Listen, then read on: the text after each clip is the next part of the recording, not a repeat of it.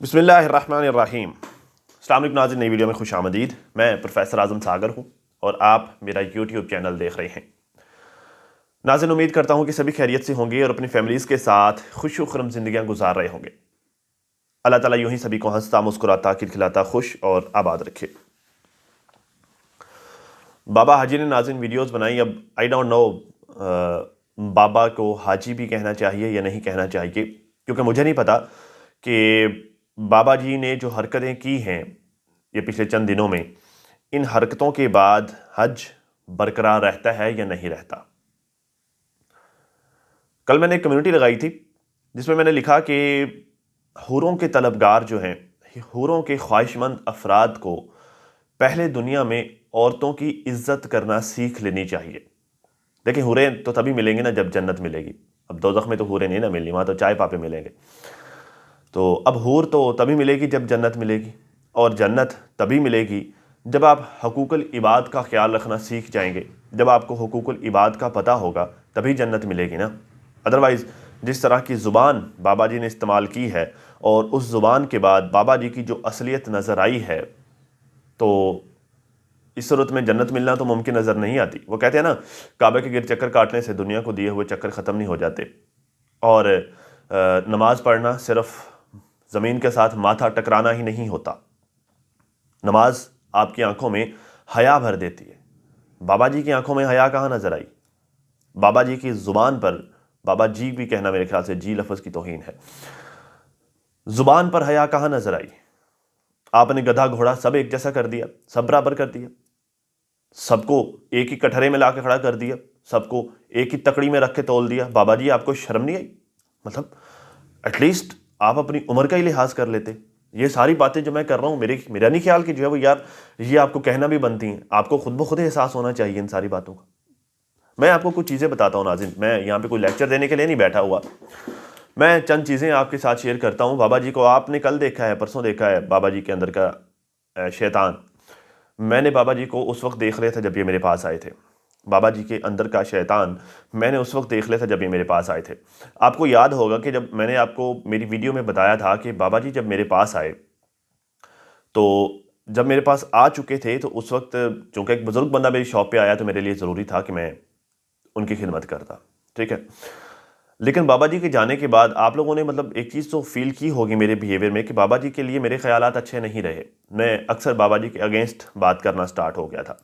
उसकी वजह यह है कि मैंने कुछ चीज़ें जब बाबा जी मेरे पास आए मैंने देखी, जो कि मैंने आप लोगों के साथ शेयर नहीं की। कुछ चीज़ें मैंने देखी और उसके बाद बाबा जी के लिए मेरा पॉइंट ऑफ व्यू चेंज हो गया। क्योंकि यार पता क्या है, इससे पहले तक मैं बहुत हद तक यही सोचता रहता था हमेशा कि यार चलें, आखिर मतलब अच्छा बंदा होगा तभी तो लाइक उन लोगों ने अपने घर में रखा हुआ है, सितारा फैमिली ने। मतलब यार एक बंदा जिसके सगी औलाद जिसकी अपनी नहीं बनती, जिसको जो है वो बेटियों के घर भी जाए तो लाइक रोटी टाइम पे नहीं मिलती, उस बंदे को सितारा फैमिली ने अपने घर पे रखा हुआ है, तो यकीनन वो मजलूम होगा, क्योंकि ये तो मजलूमों की मदद करने वाले लोग हैं ना, तो वो मजलूम होगा, तभी तो उसको अपने घर में रखा हुआ है, जगह दी हुई है। तो लेकिन जब बाबा जी मेरे पास मिलने के लिए आए तो मेरा पॉइंट ऑफ व्यू बाबा जी के मुतालिक चेंज हो गया। हुआ कुछ यूँ, मैं आपको ज़रा डिटेल से बताता हूँ कि क्या हुआ। ठीक है, फिर आगे भी बाबा जी के मुतालिक बहुत सारी बातें हैं जो मैंने आप लोगों के साथ शेयर करनी है।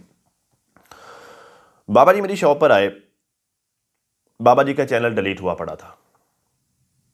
बाबा जी एक चीज़, सल्लू के साथ नॉर्मली कांटेक्ट में थे। मतलब बाबा जी सल्लू से इन्फॉर्मेशन ले रहे थे, सल्लू बाबे को इन्फॉर्मेशन दे रहा था, जी आपका चैनल फलान टाइम पे उड़ा। सल्लू के साथ एक लंबी चौड़ी कन्वर्सेशन थी।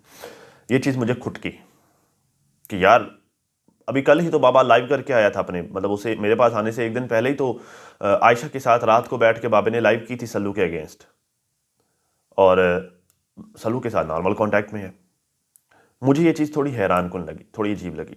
ठीक है, तो अजीब, खैर वो कन्वर्सेशन भी जब मैंने बाबे की देखी तो उसमें सब नॉर्मल बातें चल रही थी। मतलब ऐसा नहीं था कि वो लाइक अगर लड़ाई झगड़ा था तो वो लड़ाई झगड़े वाला एक अंदाज होता है ना बात करने का। नॉर्मल बातें चल रही थी, सल्लू को नॉर्मल इन्फॉर्मेशन दे रहा था। तो ये चीज़ मुझे थोड़ा सा खुटकी। अच्छा, बाबे का चैनल तो हो चुका था डिलीट। ये वाला चैनल जो अभी हाइड हुआ है या डिलीट हुआ, आई डोंट नो क्या हुआ, जिस पर बाबा जी ने गालियाँ शालियाँ भी दी हैं, ये वाला चैनल बाबा बना के बैठा हुआ था पहले ही। मतलब कोई बंदा था जिसका आई डोंट नो, जिससे ये अपने चैनल मैनेज करवाते हैं, उसने चैनल बाबे को पहले ही बना कर दिया हुआ था। उस पर 2 वीडियोस भी बाबा अपलोड कर चुका था। जिन पर जो है वो मेरे ख्याल से एक का कोई 10 व्यूज़ थे, कोई 15 व्यूज़ थे, या शायद सिरे से व्यूज़ थे ही नहीं, मैंने चेक किया। तो कुछ व्लॉग्स बना के रखे हुए थे, कुछ उस पर अपलोड किए हुए थे। वो चैनल एक छोटा सा बनाया हुआ था। मेरे पास इसलिए आया था कि पुराना चैनल अगर मिल जाएगा तो वो ये वाले व्लॉग उठाकर पुराने चैनल पर अपलोड कर देगा और इस चैनल पर काम नहीं करेगा। लेकिन अगर इन केस के पुराना चैनल नहीं मिलता तो वो इसी चैनल पर काम जारी रखेगा। अच्छा, इसमें जो हैरान कुन चीज़ जो मुझे नज़र आई वो ये थी कि ये सितारा के साथ बाबा मैसेज पर बात कर रहा था, और मैसेज पर बात करते हुए उस वक्त बाबे को वकार पर शक था। मैंने जब बाबा मेरे पास आया, मैंने आते बाबे से पूछा आपको किसी पर शक है? कहता जी मुझे वकार पर शक है। मैंने कहा वकार ये क्यों करेगा? ये सारा कुछ जी उसे लाइक मुझे असल वजह पहले से पता थी कि बाबे को वकार पर शक क्यों है, क्योंकि बाबा ज़मीन का मुतालबा कर रहा था। ये स्टोरी मैंने आपको डिटेल से सुनाई हुई है। क्योंकि बाबे के एक दिल में ये बात थी कि मैं वकार के साथ ही कर रहा हूँ तो वकार मेरा चैनल उड़ा सकता है, ठीक है। इस वजह से बाबे को वकार पर शक था चैनल उड़ाने का। अदरवाइज वकार का इस तरह का कोई मैटर नहीं। मैंने इस बारे में डीप इन्वेस्टिगेशन की, तो वकार का इसमें कोई लेन देन नहीं था चैनल उड़ाने वाले मैटर में। अभी कल भी बाबा ने वीडियो बनाई वकार के अगेंस्ट, तुमने चैनल को उड़ाया, उसको बेचारे को गालियाँ शालियाँ भी दी, हालांकि उसकी ज़िंदगी का सबसे बड़ा दिन था, इंपॉर्टेंट दिन था। बाबे ने इस बात का लिहाज नहीं किया और उसको गाली गलौज किया बेचारे को, उसकी माँ की भी जो है इज्जत की धज्जियाँ उड़ाई। खैर बाबा सितारा के साथ कांटेक्ट में था और सितारा को ये कह रहा था कि वकार ने मेरा चैनल उड़ाया। अब सितारा की, मैं कहता हूँ यार, बाबे की बेटियों से भी छोटी है, मतलब नजो से भी मेरे ख्याल से सितारा छोटी है एज वाइज, ठीक है। तो बाबे का कहना यह है कि वकार ने मेरा चैनल उड़ाया है, मैं उसको अगेंस्ट वीडियो बनाऊंगा। ये उन दिनों की बातें जब बाबा मेरे पास आया था। मैं उसके अगेंस्ट वीडियो बनाऊंगा, मैं उसको एक्सपोज करूंगा वगैरह वगैरह, इस तरह की बातें सितारा आगे से बाबा जी को कह रही है। मेरे सामने बैठ के आई थिंक सितारा का वॉइस नोट आया और बाबा ने वहीं पर बैठकर सुना, या पहले का था मुझे सुना रहा था, जो भी मैटर बहरहाल जो है वो मैंने कहा नहीं, बैठा बैठा खुद ही वो चलाकर प्ले करने लग गया। अब सितारा बाबा जी को कह रही है कि वही बात जो मैं आपको बता रहा हूँ कि वकार को क्या पड़ी हुई आपका चैनल डिलीट करने की, वकार का इससे क्या लिंक है, वकार आपका चैनल क्यों डिलीट करेगा।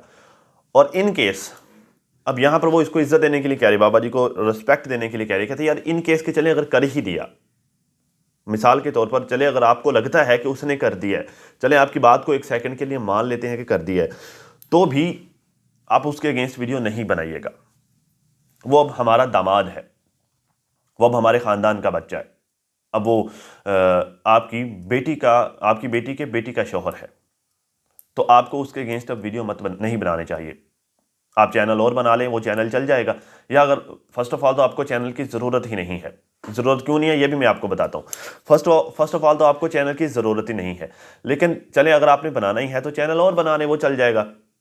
और दूसरी बात जो सितारा ने वहाँ पर कही थी वो ये थी कि चैनल आमतौर पर इस तरह हो जाते हैं, हर मसले का हल होता है, आपका चैनल वापस आ जाएगा। सितारा को उस वक्त तक नहीं पता था कि चैनल परमानेंटली डिलीट हो चुका है, चैनल आपका वापस आ जाएगा, ठीक है।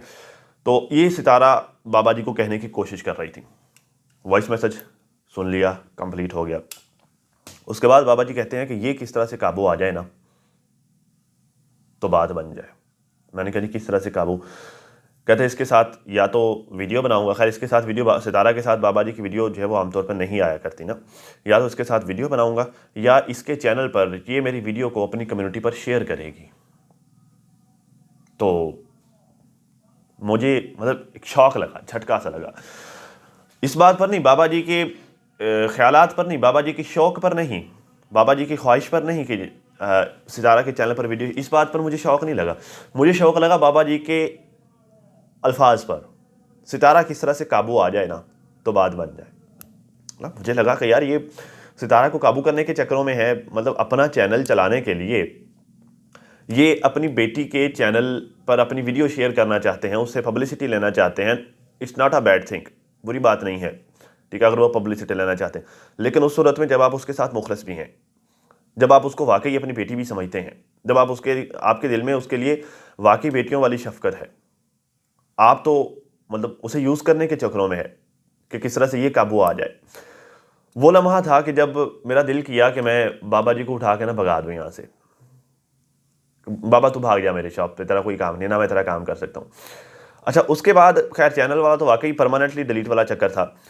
उसके बाद बाबा ने मुझे कहा जी मुझे मेरे जो नया चैनल है उसकी वेरिफिकेशन करके दो। लाइक वेरिफिकेशन होती है कि उस पर आपने थंबनेल वगैरह लगाना होता है, थंबनेल लगाने से पहले यूट्यूब वेरीफाई करता है, आपके नंबर पर पासकोड भेजता है 5 डिजिट्स का, वो वेरीफाई करके फिर उस पर वीडियो अपलोड होती हैं।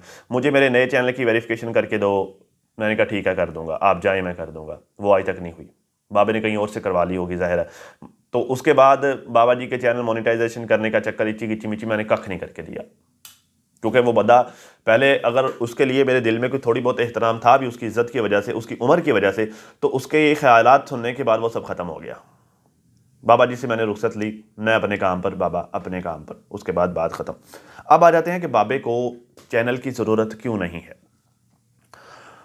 उस वक्त बाबे ने अपने चैनल से जस्ट एक दफ़ा, पुराने वाले चैनल से जस्ट एक दफ़ा पेमेंट ली थी। आई थिंक वो भी कोई उन दिनों जब नया नया बनाया था, ठीक है। उसके बाद बाबे ने अपने चैनल से पेमेंट नहीं ली, ठीक है। लेकिन बाबे की अर्निंग्स ज़मीन वाले सोर्स इधर उधर से हो रही है। बाबे के अकाउंट में उसको 2-2.5 लाख रुपया पड़ा हुआ था, ठीक है। तो मतलब यह है कि बाबा जी को ज़रूरत नहीं है चैनल की। उसके बावजूद भी बाबे ने चैनल बनाना है, उसके बावजूद भी बाबे ने चैनल करना है, काम करना है। तो उसकी वजह यह है जो बाबा जी ने कल किया है, अपने ख़ानदान को जलील करना।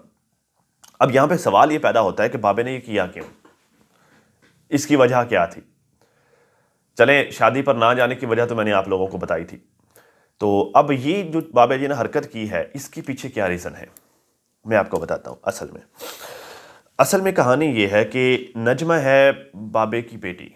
बाबे की नवासी की शादी है, और बाबे की नवासी की शादी पर ना तो बाबा शामिल है, ना बाबे का बेटा शामिल है, ना बाबे की कोई बेटी शामिल है, कोई भी नहीं शामिल। नजमा की बेटी की शादी है, और नजमा की बेटी की शादी पर अगर शामिल है तो नजमा का ससुराली ख़ानदान हो गया सारे का सारा, ठीक है। और बाबे का स्टेप वाला ख़ानदान हो गया, मतलब स्टेप वाइफ वाला, दूसरी वाइफ वाला है उसमें स्टेप डॉटर वो सारी बातें, वो वाला ख़ानदान शामिल हो गया, ठीक है। बाबे के दिल में जज्बात, बाबे के लिए मोहब्बत तो उसी ख़ानदान के लिए है ना जो सका ख़ानदान है, उसी के लिए है ना। बताता नहीं है। शो ये करवाता है कि जी सितारा ये वो फलां फलां, मेरे इनसे जो है वो बड़ा मेरे दिल में है। हकीकत में उसी ख़ानदान के लिए बाबे के दिल में मोहब्बत है। उसकी वजह यह है कि जैसे मैंने आपको बताया, सल्लू के सारे करतूत उठा के देख लो, उसके बावजूद बाबे के लिए सारा कुछ नॉर्मल है। यार रह उधर रहा है, खा उधर से रहा है, जिस थाली में खा रहे हो उसी थाली में तुम छेद भी कर रहे हो, रह उधर रहे हो। तुम्हारे दिल में मोहब्बत उन लोगों के लिए कि जो उनको गालियाँ देते हैं, नॉर्मली कॉन्टैक्ट में उन लोगों के साथ हो, ठीक है। तो बाबे के दिल में ये वाला दुख था। बाबा शादी पर ना जाने की ये भी एक वजह थी कि यार मेरे बच्चों में से तो कोई भी नहीं जा रहा शादी पर, तो मैं क्यों जाऊं। वरना ये तो सिर्फ एक बहाना है कि मुझे बुलाया नहीं। आपको बुलाने की क्या ज़रूरत है, आप तो बड़े हैं ख़ानदान के, बड़ों को भी बुलाया जाता है क्या। मैं अपने बेटे की शादी करूंगा तो क्या मैं अपनी माँ को बुलाऊंगा क्या, उसे बुलाने की ज़रूरत थोड़ी है। वो तो सबसे आगे होगी ना, उसके तो पोते की शादी होगी। तो आपकी तो नवासी की शादी है, आपको बुलाने की कब ज़रूरत। आप तो बुलाने वालों में से हैं। जो बुलाने वाले हैं वो ये कहने लग जाए कि हमें बुलाया नहीं, तो फिर दौर फिटे मुंह उनके उस जगह पर होने के कि जिसमें वो बुलाने वालों की हैसियत है जिनकी। भाई आपका नाम तो वो मुतमन्नी शिरकत की लिस्ट में होना चाहिए ना। वो कार्ड बनते हैं ना शादी के, वो जिसमें मुतमन्नी शिरकत होता है कि शिरकत, आपकी शिरकत के ख्वाहिशमंद।